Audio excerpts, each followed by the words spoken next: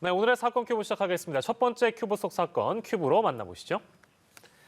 네, 큐브의 키워드는 어떻게라는 키워드를 가지고 왔습니다. 이재용 삼성전자 부회장의 국정농단 파기환송심 재판이 오늘 열리고 있습니다. 검찰의 구형량 그리고 향후 재판부가 삼성 준법감시위원회 운영을 어떻게 평가할지에 관심 집중되고 있는데요.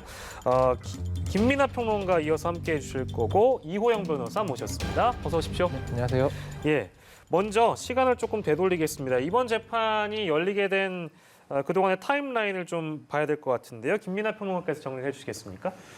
일단 이재용 삼성전자 부회장은 이 박근혜 전 대통령하고 이제 이 최서원 씨, 개명 전에 최순실 씨에게 경영권 승계를 목적으로 묵시적인 청탁을 했다라는 혐의로 좀 기소가 됐던 겁니다. 네. 그래서 이 묵시적인 청탁을 하면서 뇌물을 이제 줬다는 건데 그게 이제 이 최순실 씨의 딸인 정유라 씨가 탔던 말 3마리 그리고 동계스포츠 영재센터 이 비용, 그다음에 승마 지원 뭐 이런 용역 뭐 이런 것들을 통해서 이제 뇌물을 제공을 했다 뭐 이런 내용인 건데요. 그래서 1심 재판에서는 뇌물이 한 89억 원 정도가 인정이 돼서 징역 5년이 이제 선고가 됐었습니다. 네. 그런데 2심 재판에서는 이 뇌물 액수 중에 말 3마리에 해당하는 이 액수는 제외가 돼서 36억 원으로 이제 뇌물 액수가 줄었고요. 그리고 이제 선고가 이제 2년 6개월에 집행유예 4년 이렇게 나온 거죠. 예. 그랬는데 대법원에서 또 이 판단은 다시 이 말 3마리를 하여튼 말이 중요한데 예. 말 3마리를 다시 이제 뇌물로 인정을 했고 그래서 유죄 취지 파기환송을 한 것인데요. 예. 결국 그러면 대법원에서는 어쨌든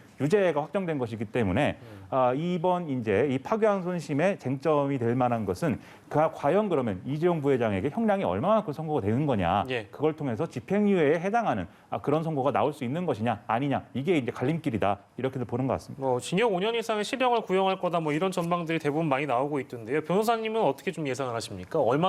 어느 정도의 구형이 이루어질까요? 지금 뭐 실형이 좀 가능성이 높아 보인다 이렇게 말씀드릴 수 있을 것 같아요. 네. 이게 대법원에서 파기환송을 하기 전에 그 원심이었던 이제 항소심 재판에서는 2년 6월에 집행유예 4년이었지 않습니까? 네.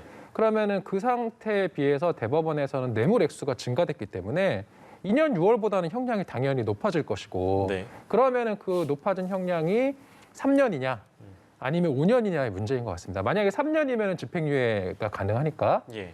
지금 3년에 집행유예 5년 이렇게 나올 것이냐 아니면은 이제 이 사건에서 1심에서 이재용 부회장이 법정 구속될 당시에 형량이 5년이었어요. 네네. 그러면은 그것을 놓고 봤을 때는 최소 5년 이상의 실형이 나오지 않을까? 저는 뭐 개인적으로 그렇게 봅니다. 쟁점은 뭡니까 그렇다면? 지금 쟁점은 이거는 결국 양형 재판이에요. 결국에 양형. 대법원에서 어차피 판결을 선고하면서 그 뇌물 액수까지도 다 이미 판단해줬잖아요. 예. 그러면 항소심에서 할 수 있는 거는 대법원에서 가이드라인을 준 그 유죄가 인정된다는 전제하에 예. 그러면 이재용 피고인에 대해서 얼마만큼의 처벌을 할 것인지 양형을 이제 구하기 위해서 지금까지 이 재판을 했던 것이고 네. 그 과정에서 뭐 삼성전자의 어떤 그런 준법감시위원회를 도입을 할 것이고 이런 것들을 양형 사유로 고려할 수 있는지 없는지에 대해서 여러 가지 말들이 나오면서 예. 이러한 양형에 대해서 이제 뭐 전문 심리위원까지도 지금 도입을 해서 재판을 했던 건데 예.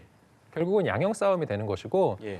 지금 이재용 부회장 측은 이런 이야기 하는 것 같아요. 이 사건이 좋다. 뇌물죄가 인정된 것까지는 뭐 대법원에서 이미 판결이 났기 때문에 이걸 뒤집기는 어렵다라고 한다면 그 뇌물죄에 이르게 된 그 경위를 좀 살펴달라. 예. 이게 뭐냐면 동계스포츠 영재센터 후원 같은 경우는 박 대통령의 요구로 어쩔 수 없이 돈을 준 거고 그다음에 그 최서원 정유라 측에 대한 그런 승마 지원한 것도 보면 박 전 대통령의 그 질책을 받고 그 당시에 정유라나 최서원이 누군지도 모르는 상태에서 예. 마필 지원을 했다라는 거거든요. 네네네. 그런 식으로 결국은 이 범죄를 무죄로 돌릴 수는 없다고 한다면 그러한 범죄를 저지르게 된 그 경위에 대한 피고인에 대해서 좀 유리하게 참작할 만한 그러한 양형 사유들에 대해서 예.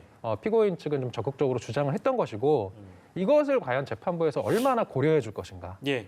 그 부분이 쟁점인 것 같습니다. 그리고 하나 더 있을 것 같아요. 준법감시위원회. 이거 운영을 재판부가 어떻게 평가하느냐도 변수 아니겠습니까? 그렇죠. 지금 준법감시위원회가 뭔지 참 사람들이 처음에 이거 뭐냐 막 예. 이랬었는데 이제 해외에 보면은 이런 기업 범죄에 대해서 기업 범죄에서 예를 들어서 기업 운영을 하다가 배임 횡령이나 이런 것으로 처벌을 하는 경우에 이제 유리한 양형으로 고려해 주는 것이 이제 기업 내부에 얼마만큼의 그 컴플라이언스 업무를 하고 있었느냐, 준법 감시 업무, 네. 이런 준법 감시 업무를 평소에 신경을 써서 했는데 어찌 보면 과실인 거죠. 그렇게 열심히 준법을 하려고 했는데도 불구하고 무언가 불법적인 그런 행위가 나왔을 때는 기업인을 너무 엄벌에 처하는 건 좀 과도하다. 예. 이런 점에서 유리한 양형으로 반영해 주자는 이제 미국의 제도가 있는데 예. 그것을 가지고 와서 지금 이제 삼성의 준법감시위원회를 도입을 하니까 이것을 가지고 이재용 부회장에 대해서 유리한 양형으로 고려해달라는 취지가 지금 피고인 측의 주장인데 네네. 이것에 대해서도 사실은 말이 많은 게 예. 이거는 그 미국의 제도 같은 경우는 이미 기존의 기업에서 준법감시위원회 같은 걸 하고 있었다가 예. 예. 사후적으로 범죄를 저질렀을 때 유리하게 반영해 주는 건데 이미 범죄를 저지르고 나서 했는데 뒤늦게 나서? 준법감시위원회를 만들어서 예. 예.